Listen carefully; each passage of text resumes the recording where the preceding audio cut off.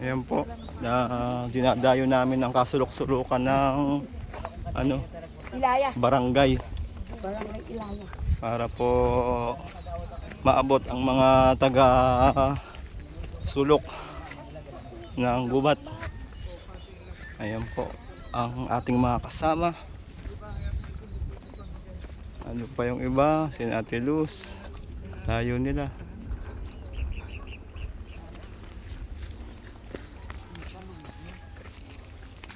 So yan, nilalakad ulit natin tong putik na daan.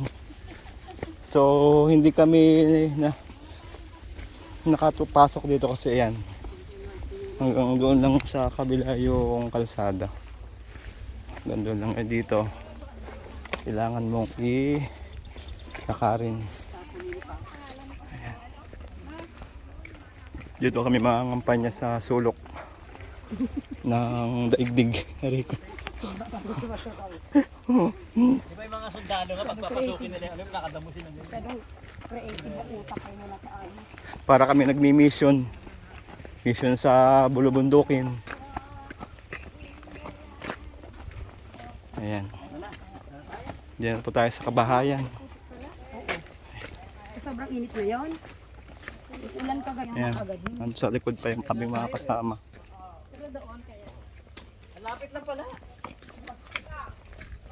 Nilalakad lang natin pa to. Diba? Ayan. Sa labasan, nilalakad lang namin. Oo, mas nakutibay yung paglalakad. Start na tayo. Start na kami sa pangampanya. Kaya hindi ba namin ibang ating kasama. Alex yan. Doon muna kayo sa dulo, bago pa balik. Oo, sa dulo muna. Hindi si Pastor ka lang, nakita niyo yun. Lakad ba yung lakad? Wait ka? Oh! Kahit ikaw isasama ka eh. Kasama ka daw, sir. Oh, bakit nakarating kayo dito? Ang layo. Ayun na pa. Ayun na yung mga kasama namin. Kami dati na naglalakad lang. Andun. Nung may service sa day. Butante ka dito, di ba? Ito ang aming presidente, si Nicanor. Ay, boto rin kita? Auto mo. Oo.